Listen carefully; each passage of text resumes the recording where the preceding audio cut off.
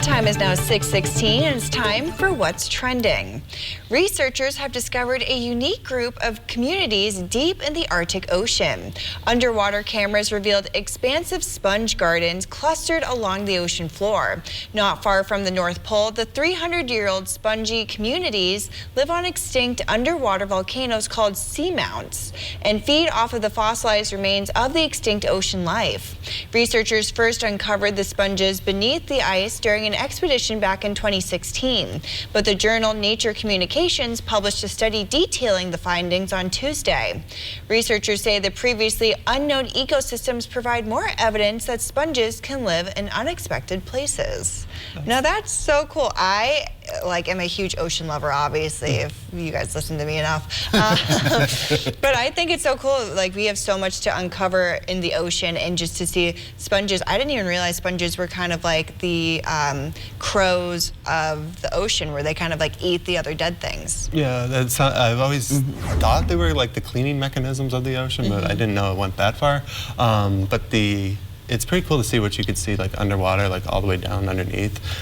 Yeah, it's always interesting to see, especially when you get deeper, and obviously you can't have the help of the sunlight, and then you just never know what you're going to find underwater. I know we had that football fish a while back, and you don't know what you're going to find underwater, especially up in, what was it, the North Pole, I believe. In the Arctic, In the Arctic, so that's even more interesting with the water. I'm sure it's a little chilly, to put it in the simplest terms, and it's just interesting. Yeah, I think I made a part of the sponges being that cleaning part of the ecosystem before, but again, yeah, I may have to go all the way back to the days of school, maybe even elementary school, to really be refreshed. It's probably just like one topic for like one day we learned about it. But yeah, right. It wasn't a long topic. So. Right. But taking a turn here, a family in Littleton, Colorado is enjoying a miniature skeleton run in their front yard in honor of the 2022 Winter Olympics. Jason Spohn has been building sledding hills for his kids for 12 years, each with a different theme. This year, it's the Olympics, complete with the Olympic rings and USA on the side of the slope, along with the American flags. Skeleton is one of the 3 sliding sports at the Beijing Olympics. The others are bobsled and luge. And just a reminder, in skeleton, you go down head first, and you know, that's always been one of my favorite events in the Winter Olympics, besides men's hockey, is skeleton, because I think it's so daredeviling and so fun to actually watch. And it's interesting they call it skeleton, because you go down head first, and well, that's probably why they do it. When you wipe out and everything too. That I would be terrified to go that fast on hard ice. Is just something that takes a lot of guts. It's insane, because you see, what's that? Was it bobsledding? So when you lay on your back and you luge is back. Bobsled, you usually have a team and like a big sled. Yeah, it's just crazy to see, because some of these events you get pretty fast. So it's just really impressive when you see that. I think skeleton, they go like 70. G-forces and stuff. Crazy G-forces, but they go like 70, 80 miles an hour. But this in the backyard, you don't have to worry about the G-forces, because it looks like a fun little. It's a fun little thing. Not an Olympic event that could risk injury. So yeah, it's definitely. I would try it if I knew I'd be safe, but it would take a lot of convincing still. Yeah, maybe a lot of convincing. A lot of waivers to sign. I mean, maybe setting some records too, like our next story. So, an Idaho man claims to have broken 52 Guinness World Records in 52 weeks.